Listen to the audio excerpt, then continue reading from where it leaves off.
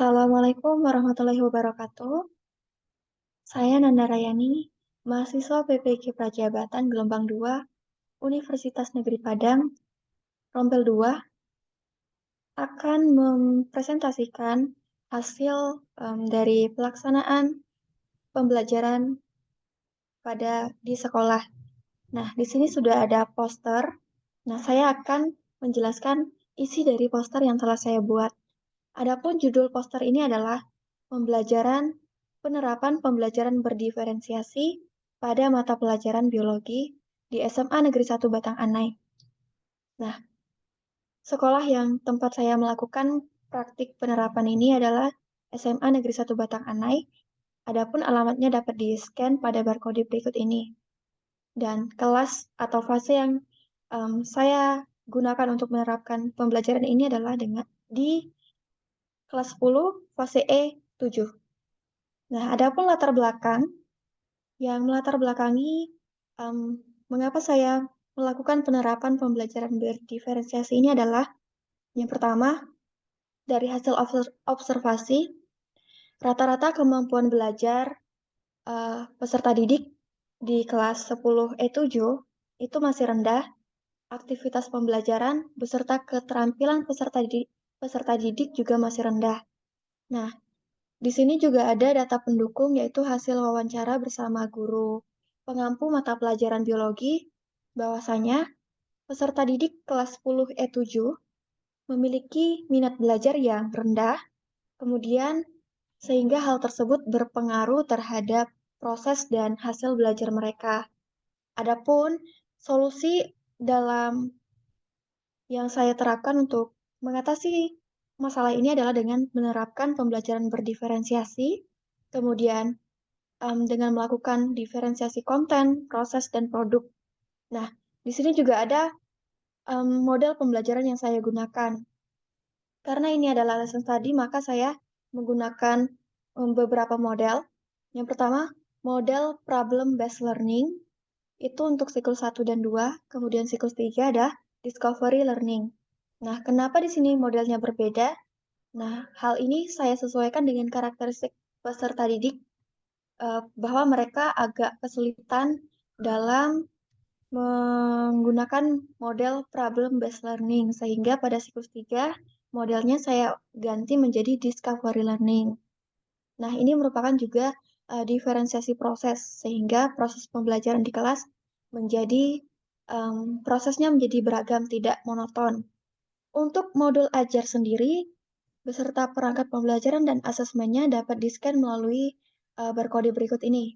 Namun saya akan menjelaskan sedikit tentang modul ajar. Nah, modul ajar di sini saya uh, ada tiga materi pokok yang saya gunakan untuk penerapan ini. Yang pertama tentang aliran energi, yang kedua tentang piramida ekologi, dan yang ketiga tentang uh, daur biogeokimia. Nah, perangkat pembelajarannya yaitu ada handphone, ada LKPD sebagai sumber pembelajaran, kemudian ada media berupa PowerPoint, video, dan juga gambar. Nah, untuk asesmen sendiri, asesmen yang digunakan ada 3 asesmen. Yang pertama, asesmen untuk penilaian kemampuan kognitif peserta didik menggunakan hasil post-test. Kemudian, asesmen untuk menilai sikap peserta didik menggunakan lembar observasi. Kemudian, untuk keterampilan sendiri menggunakan lembar unjuk kerja, di mana unjuk kerja di sini meliputi unjuk kerja presentasi peserta didik beserta um, kegiatan mereka saat menjawab pertanyaan untuk menyusun presentasi. Nah, adapun pelaksanaan pembelajaran dapat dilihat pada um, 3 tabel ini ya. Yang merah ini, itu pembelajaran diferensiasi ini saya lakukan dengan menyediakan bahan dan alat sesuai dengan kebutuhan dan karakteristik peserta didik, kemudian media, model, aktivitas pembelajaran juga disesuaikan dengan kebutuhan dan karakteristik peserta didik. Dan yang ketiga, menekankan nilai Islami dan budaya Minangkabau. Nah, jadi pembelajaran ini tidak terlepas pula dari nilai-nilai Islam dan juga budaya daerah setempat. Kemudian hasil dan refleksi. Nah, pada hasil di sini dapat kita lihat ada 3 tabel batang di sini. Ada tiga chart di sini ya. Nah, yang pertama ini adalah hasil pembelajaran atau hasil penilaian kognitif peserta didik dari nilai post-test. Nah, di sini dapat kita lihat bahwa kurva grafiknya naik turun ya. Tabel batang ini naik turun. Pada siklus pertama, zoom. Pada siklus pertama itu rata-rata kemampuan peserta didiknya berada pada 53,44%. Kemudian pada siklus 2 naik menjadi 74,5% dan siklus 3 turun kembali menjadi 43,3%. Nah, jika dilihat dari ini, naik turunnya ini tidak dapat disalahkan bahwa ini adalah kesalahan penggunaan model. Karena pada penilaian yang lainnya tabelnya naik terus. Nah, jadi ini setelah saya lakukan telaah bahwasanya pada bagian ini terdapat naik turunnya karena pada siklus 1 hasil belajar kognitif peserta didik masih tergolong rendah karena mereka masih menyesuaikan dengan model PBL. Kemudian siklus 2 peserta didik sudah mulai terbiasa dengan PBL dan juga nilainya meningkat. Namun pada siklus 3 ini dikarenakan penggunaan Google Form saat post-test, jadi mereka ada sedikit kendala, entah itu jaringan atau um, kendala di kuota.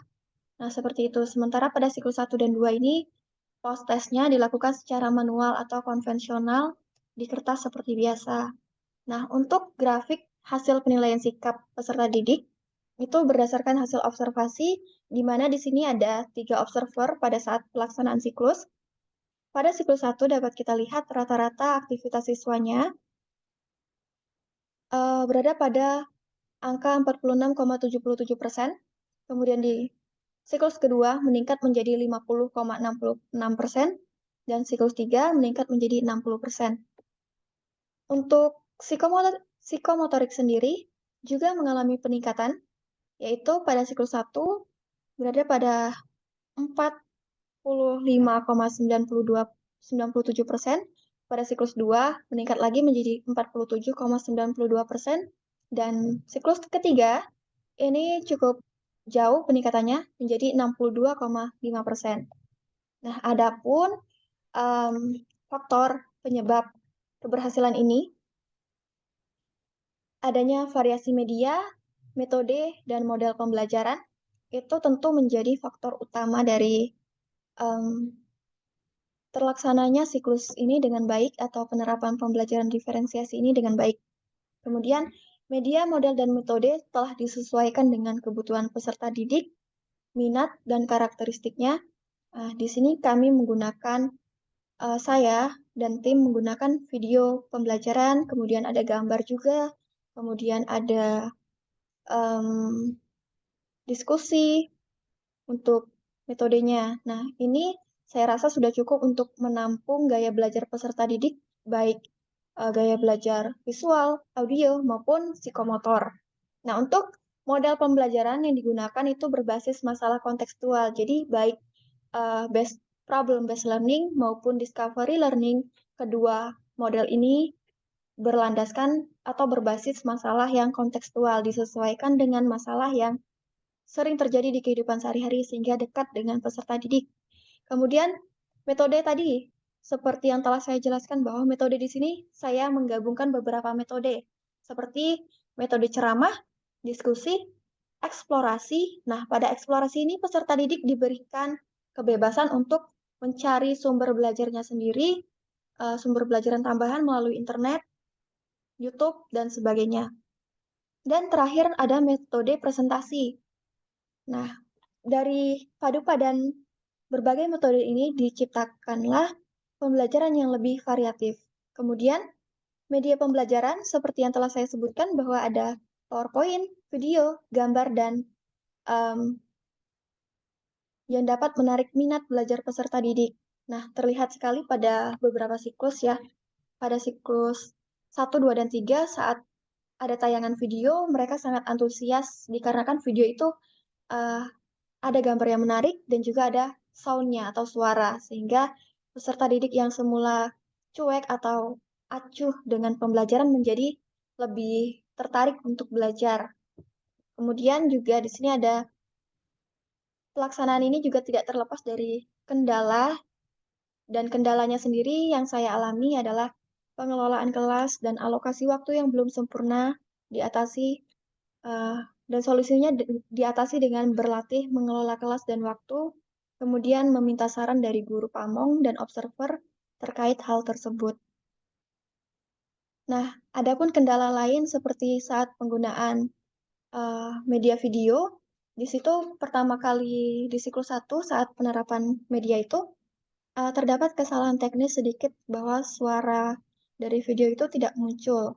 Nah, di siklus selanjutnya saya lakukan perbaikan sehingga suaranya telah muncul pada siklus 2 dan 3. Nah, kemudian adapun refleksi.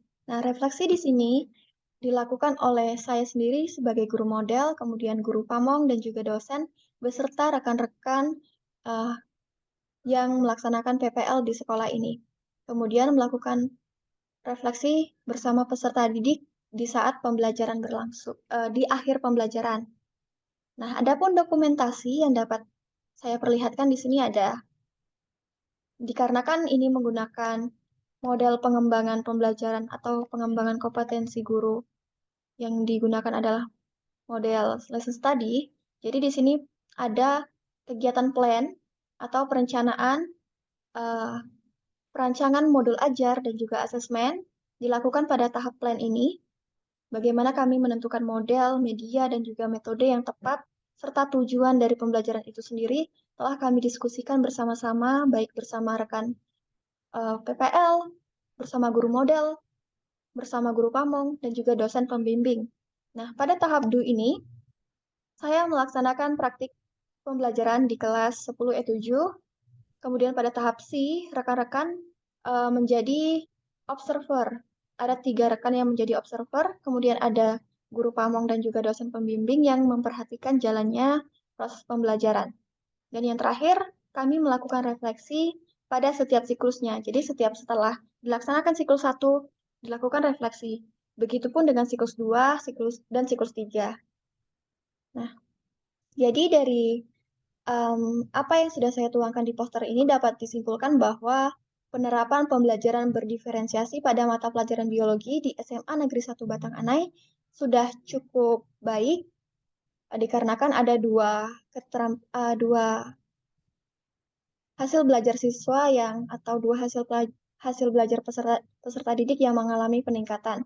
Meskipun pada hasil belajar kognitif tadi uh, ada naik turun. Nah, meskipun demikian, ada yang lebih penting daripada hasil belajar kognitif, yaitu proses pembelajaran itu sendiri yang dapat dilihat pada perubahan sikap yang terus meningkat dan juga perubahan kemampuan atau keterampilan atau psikomotor yang terus meningkat pada peserta didik hingga akhir siklus. Nah, dari sini saya harapkan apa yang telah saya terapkan di sekolah dapat menjadi refleksi untuk diri saya sendiri tentunya, dan juga bisa menjadi referensi untuk rekan-rekan yang lain bila ingin melakukan um, penerapan pembelajaran yang sama. Mungkin hanya itu yang dapat saya sampaikan. Sekian, mohon maaf atas segala kekurangan. Saya akhiri. Wassalamualaikum warahmatullahi wabarakatuh.